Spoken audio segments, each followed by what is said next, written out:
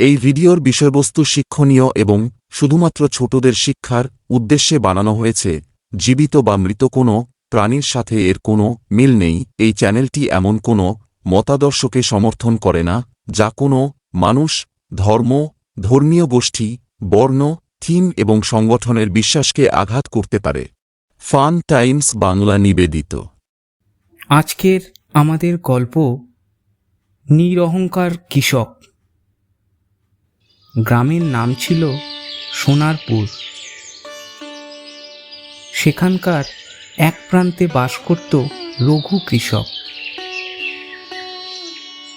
রঘু ছিল সৎ, পরিশ্রমী আর খুবই সাধারণ মানুষ।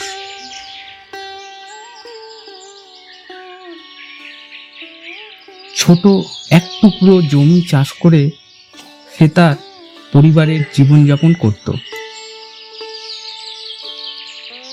নিজের প্রয়োজন মিটিয়েও সে গরিবদের সাহায্য করত। তাই গ্রামের সবাই তাকে খুব ভালোবাসত। একদিন রঘুর জমিতে প্রচুর ফসল হলো।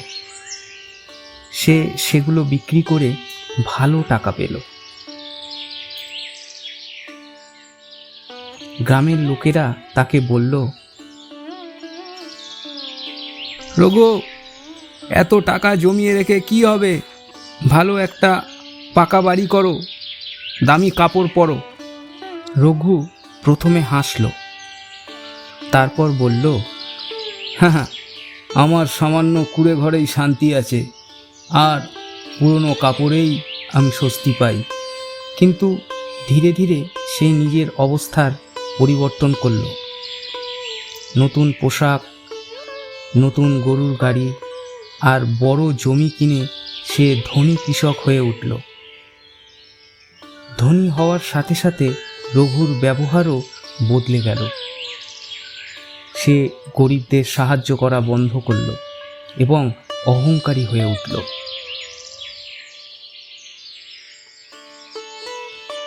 যারা তাকে আগে ভালোবাসত তারা দূরে সরে যেতে লাগলো।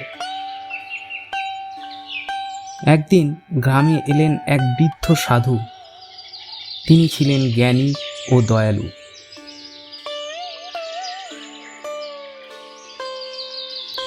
গ্রামের সবাই তাকে সম্মান করত।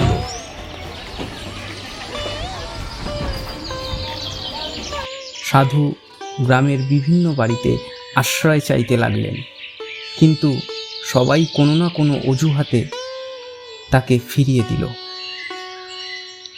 সাধু শেষে রঘুর দরজায় এলেন। রঘু তখন দামি পোশাক পরে দোরগোড়ায় বসে বিশ্রাম নিচ্ছিল। সাধু বললেন, বাবা, রাতটা থাকতে পারি কি? রঘু তাকে অবজ্ঞার দৃষ্টিতে দেখে বললেন, আমার বাড়িতে তোমার জায়গা নেই, অন্য কোথাও যাও। সাধু একটু হাসলেন আর বললেন, ঠিক আছে বাবা, আমি আশ্রয় পাবই, তবে মনে রেখো, অহংকার মানুষকে একদিন ফেলে দেয়।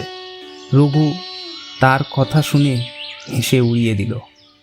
হা হা হা হা হা হা হা হা হা হা হা। এরপর কিছুদিন কেটে গেল। একদিন হঠাৎ মেঘ কালো হয়ে গেল।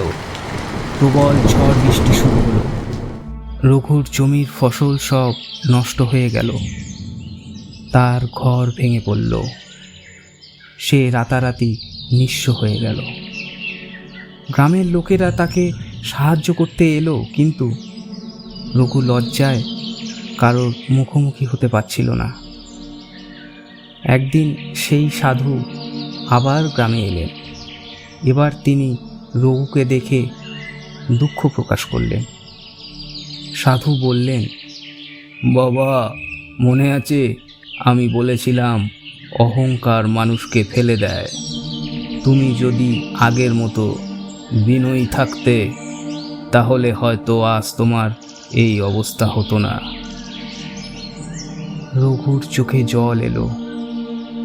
সে সাধুর পায়ে পড়ে ক্ষমা চাইল আর প্রতিজ্ঞা করল যে সে আবার বিনয়ী আর সাহায্যকারী হয়ে যাবে।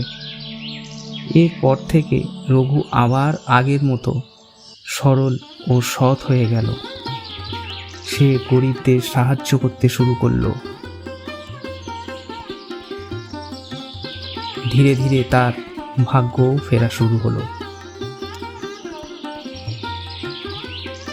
গ্রামের লোকেরা রঘুকে আবার আগের মতো ভালোবাসতে শুরু করলো।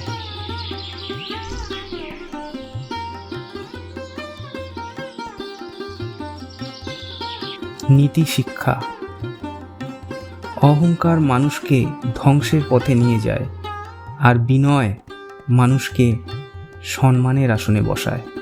গল্পটি যদি ভালো লাগে তাহলে অবশ্যই চ্যানেলটিকে সাবস্ক্রাইব করে পাশে থাকা বেল আইকনটিতে ক্লিক করে দেবেন, যাতে পরবর্তী গল্পের নোটিফিকেশান খুব সহজেই আপনাদের ফোনে যায়। এবং লাইক, শেয়ার ও কমেন্টের মাধ্যমে আমার পাশে থাকবেন। ধন্যবাদ।